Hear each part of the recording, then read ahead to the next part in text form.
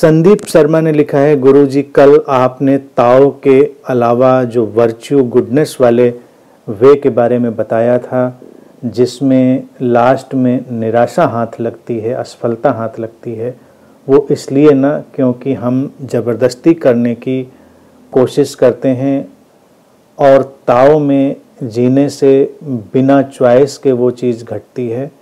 कृपया कुछ कहें।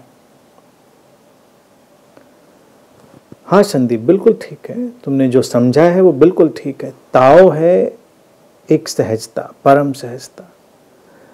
ताओ से भी वर्च्यू घटती है, अच्छाइयाँ गुडनेस घटती हैं, लेकिन वो एक सहज स्वभाव की तरह घटती हैं। उनके लाने के लिए कोई अतिरिक्त प्रयास नहीं करना पड़ता। यही लाओ त्से का कहना था कि जब कोई व्यक्ति उसकी सहजता में जीने में सक्षम नहीं रह जाता है, तब वो फिर वर्च्यूज से जीने की कोशिश करता है। फिर उसको पता हो कि ये अच्छा है, ये बुरा है, और हमको ये अच्छा करना चाहिए, ये बुरा नहीं करना चाहिए। ज़्यादातर धर्मों का, मज़हबों का जो जगत है, उसमें तुम देखो जो संगठित व्यवस्थाएं हैं, उसमें क्या है, उसमें यही वर्च्यूज का जगत ही तो है।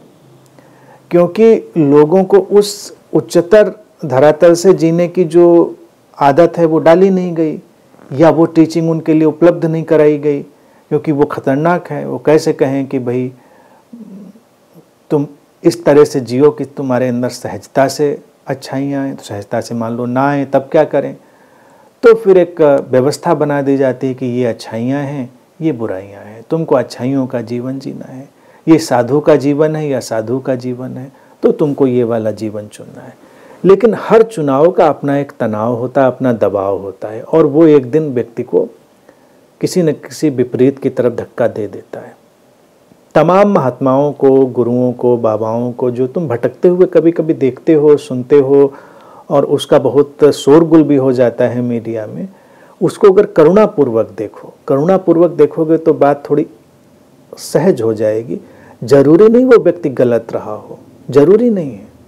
हो सकता है बेचारे ने बहुत कोशिश करी हो अच्छाइयों को साधने की, वर्च्यूज में जीने की, लेकिन फिर क्या है कि जो विपरीत का संतुलन है, अभी उसकी समझ से तो वो घटा नहीं था, ताओ के जगत में तो वो था नहीं। तो एक दिन अचानक एक धक्का लगता है और वो वर्च्यूज, अच्छाइयाँ बिखरती हैं, और कोई उसका विपरीत जो तरीका है वो उसको पकड़ लेता है। तब लगता है कि ये तो इसने कुछ गलत कर दिया, क्योंकि जो सही कर रहा है वो गलत के प्रति लगातार चिंतित है, बेचैन है, या सतर्क है, या जो भी कह लें। वो उसकी चुनाव रहित सजगता से नहीं आया है, उसकी चॉइसलेस अवेयरनेस से नहीं आया है। वर्च्यूज से जीने में क्या है कि जो बुराइयां हैं वो पीछे छुप कर बैठी हुई हैं, उनका उसको लगातार एहसास है व्यक्ति को, इसीलिए वो तनाव बन जाता है। अच्छी जिंदगी जीने वाले लोगों को तुम देखो अक्सर कितने तनाव में चले जाते हैं। धार्मिक लोगों को देखो, उनका तनाव देखो, कितने धर्मों में, संगठित धर्मों में व्रत उपवास पकड़ा दिया तो अच्छाइयाँ हैं, क्योंकि तुमको ये करना है।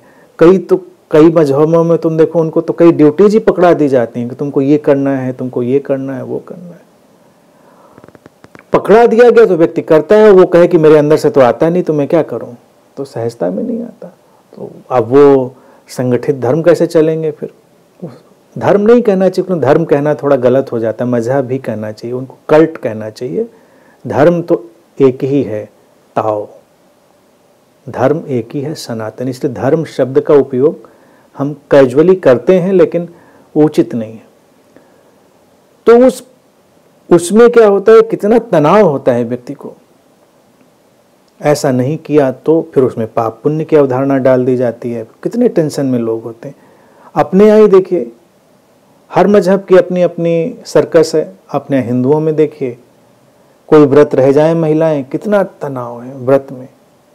पुरुष सब कोई ना कोई व्रत ऐसे आते हैं, इसमें ये नहीं खाना तो उसमें वो नहीं पीना, इसमें ये नहीं पहनना तो उसमें वो नहीं पहनना। बड़ा चुनाव है, क्योंकि सहजता से नहीं आया है कुछ। मान लीजिए कभी, मैं तो कहता हूँ व्रत उपवास हो सकता है, ताओ के जगत से अचानक कोई सहज प्रवाह आया और तुमको लगा कि अब मुझे नहीं ऐसे खाना है, ऐसे रहना है। हमको प्रज्ञापूर्ण ढंग से तो कोई चीज़ आई ही नहीं ना, हमको तो पता ही नहीं चला कि क्या होना चाहिए था, क्या नहीं होना चाहिए था। वो तो किसी किताब ने बताया था, किसी व्यक्ति ने बताया था, या हमने अपने ही दिमाग में कोई गणित बिठा ली थी।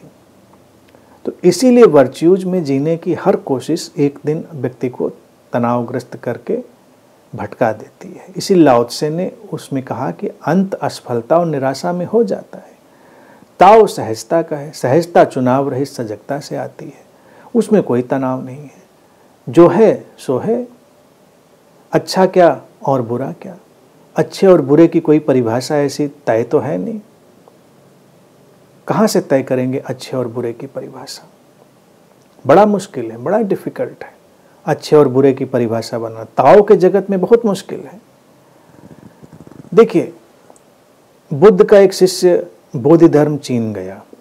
अब चीन गए, एक तो वो वैसे ही बेढंग किस्म के व्यक्ति थे और चीन में लाओ त्से का प्रभाव था। तो लाओ त्से और बुद्ध का जो कॉम्बिनेशन बोधि धर्म के ऊपर उसका आया सारा प्रभाव, तो बोधि धर्म के तमाम जो वचन हैं बड़े अटपटे उल्टे सीधे हैं। बुद्ध का शिष्य हैं,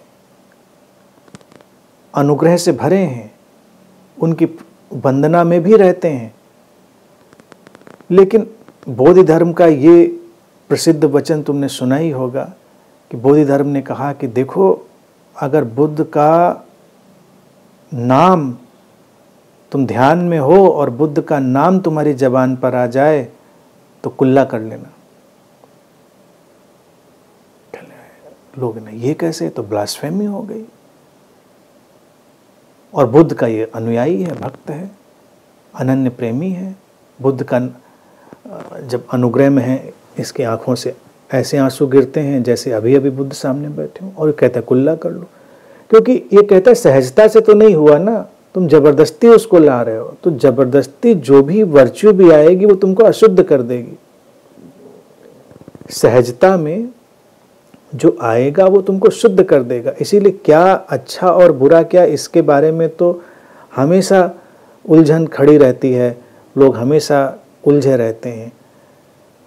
कुछ अच्छे और बुरे तो बिल्कुल साफ साफ समझ में आ जाते हैं। भाई, किसी को चोट मत पहुंचाइए, किसी को परेशान मत करिए, दूसरों को मत सताइए। ये सब तो इतनी मोटी मोटी बातें सबको समझ लेनी चाहिए। लेकिन अगर तुम देखो कि इन्हीं बातों को हम देखें तो सारी अच्छाइयों में यही बातें लोग नहीं समझते।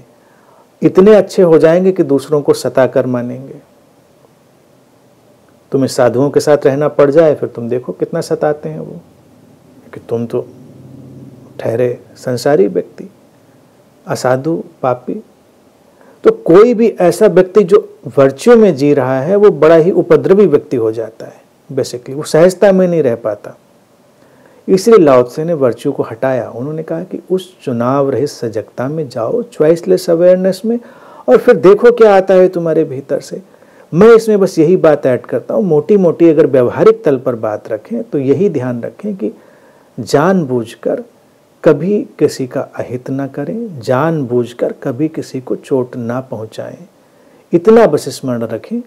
बाकी सब वर्च्यूज का जो खेल है वो पीछे पीछे चलता रहेगा, लेकिन ताओ के जगत से वो बड़ी सहजता से तुम्हारे सामने आएगा।